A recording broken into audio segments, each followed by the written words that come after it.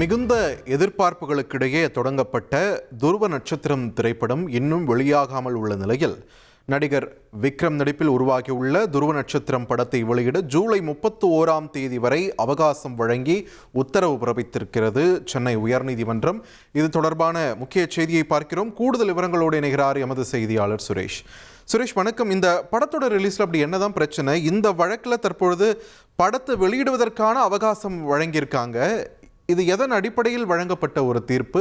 என்ன வாத பிரதிவாதங்கள் இதுவரையும் இது சம்பந்தமா வைக்கப்பட்டிருக்கு? என்ன நிலைப்பாடு ரெண்டு தரப்புலையும் விரிவா பதிவு பண்ணுங்க.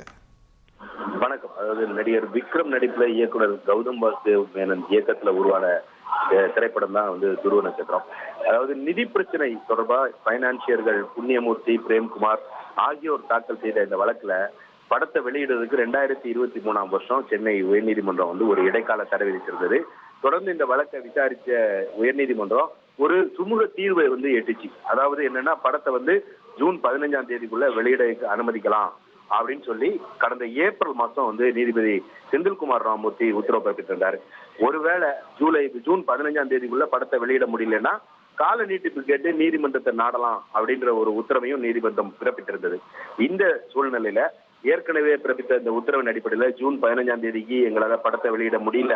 அதனால அந்த படத்தை வெளியிடுவதற்காக உயர்நீதிமன்றம் வழங்கிய அந்த கால அவகாசத்தை நீட்டிக்கணும் அப்படின்ற கோரிக்கையோட கௌதம் மேனன் ஒரு மனுவை தாக்கல் செஞ்சிருந்தாரு.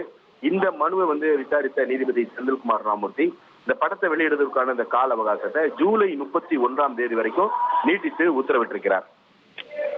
நன்றி சுரேஷ், உங்களுடைய விரிவான தகவல்களுக்கு. இனி செல்லும் இடமெல்லாம் செய்தி. தந்தை டிவியின் வாட்ஸ்அப் சேனலை ஃபாலோ பண்ணினா செல்ல இருக்கும் இடமெல்லாம் செய்தி.